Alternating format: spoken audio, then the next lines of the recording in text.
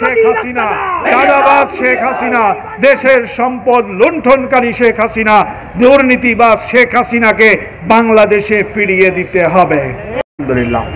প্রিয় উপস্থিতি, বাংলাদেশ 5ই আগস্টের পরে যেভাবে হওয়ার কথা ছিল, যেই স্বপ্ন দেখেছিলাম আমরা, আমাদের সাথী ভাইয়েরা, আমাদের যোদ্ধারা যেই স্বপ্ন নিয়ে জীবন দিয়েছিল, রক্ত দিয়েছিল, ত্যাগ স্বীকার করেছিল, সেই বাংলাদেশ আমরা পাইনি।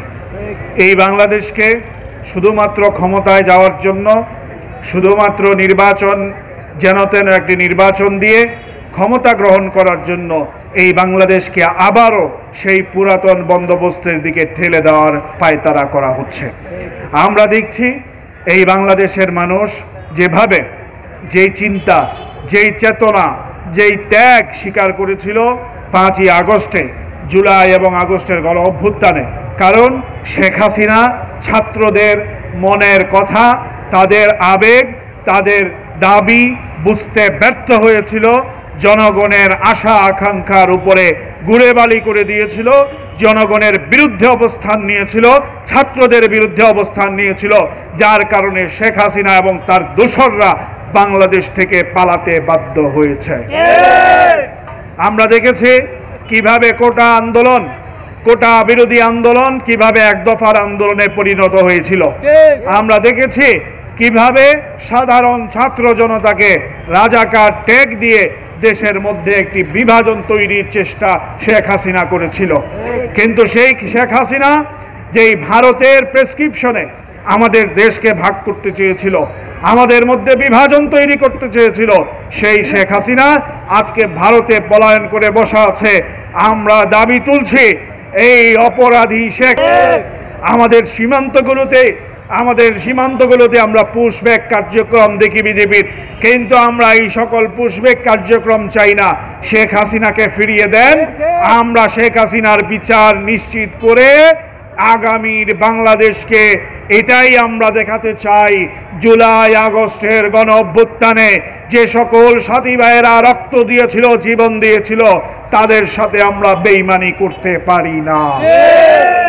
আজকে যারা আগামীর বাংলাদেশকে পুরাতন বাংলাদেশে ফিরিয়ে নেওয়ার চেষ্টা করছেন, আজকে তাদের উদ্দেশ্যে বলতে হয়, বারবার কেন আপনাদের উপরে চাঁদাবাজির এবং টেন্ডারবাজির, দুর্নীতির অভিযোগ আপনার দিকে যায়? মানুষ যদি পল্টনে বসে চাঁদাবাজির বিরুদ্ধে বক্তব্য দেয়, কেন লন্ডনে গিয়ে সেটা শরীরে আঘাত করে? মানুষ যদি আজকে বাংলাদেশে বসে যে কোনো এক প্রান্তরে চাঁদাবাজির বিরুদ্ধে স্লোগান দেয়, বাংলাদেশের যেই জায়গায় আপনাদের লোকজন আছে সব জায়গায় তাদের পিঠে গিয়ে আঘাত পড়ে। এর কারণ কি আমরা বুঝতে পারি না। শায়েখে চরমনাই, পীর সাহেব চরমনাই আপনাদের নেতার বিরুদ্ধে, আপনাদের বিরুদ্ধে তো কোনো কথা বলেননি, তিনি চাঁদাবাজির বিরুদ্ধে কথা বলেছেন। এই চাঁদাবাজির বিরুদ্ধে কথা বলায় আপনারা সারা বাংলাদেশে শোডাউন দিয়ে দিলেন।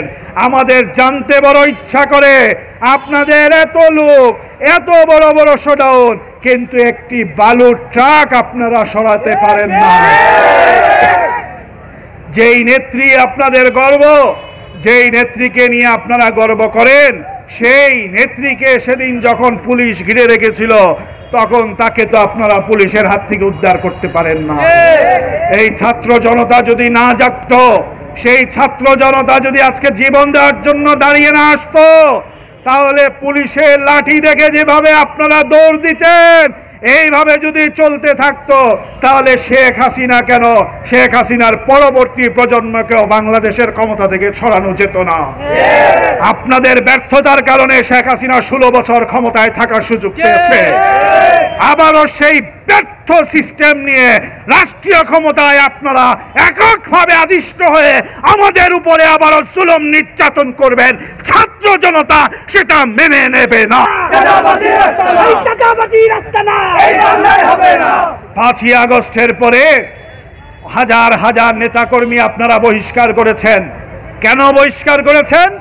চাঁদাবাজির কারণে, দলীয় নিয়ম শৃঙ্খলা ভঙ্গের কারণে, দখলদারির বিরুদ্ধে তাহলে এর পরেও কেন আপনাদের এই চাঁদাবাজি বন্ধ হয় না?